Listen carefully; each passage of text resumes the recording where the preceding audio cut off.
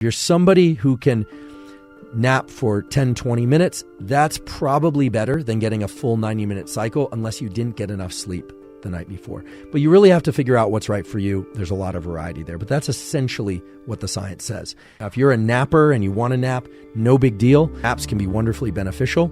Here are the rules around napping according to the sleep science. Stanford has an excellent sleep clinic. I consulted with Jamie Zeitzer, my colleague in the Stanford Sleep Laboratory, as well as Matt Walker out at Berkeley, whose name I'm sure most of you are familiar with, wrote this wonderful book, Why We Sleep.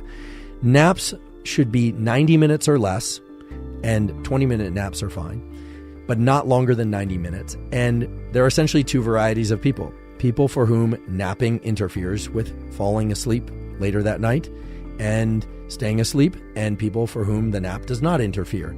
You have to decide who you are, and if you're somebody who can nap and not have any trouble falling asleep and staying asleep later that night, well, by all means, nap. Just make it 90 minutes or less. Again, these 90-minute cycles are really a vital constraint that we should all obey. If it's 91 minutes, don't worry, you won't dissolve into a puddle of tears. But if you're starting to sleep for an hour or more in the afternoon, that can be problematic.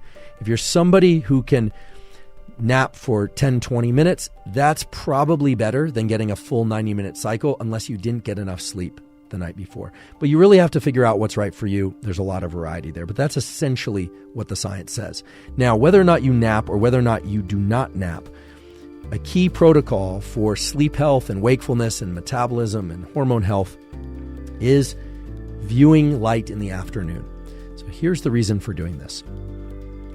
As we progress into the evening hours, there's a phenomenon where our retina, our eyes, become very sensitive to light, such that if we view bright lights, or even not so bright lights, between the hours of 10 p.m. and 4 a.m., that is strongly disruptive, very disruptive for our dopamine production.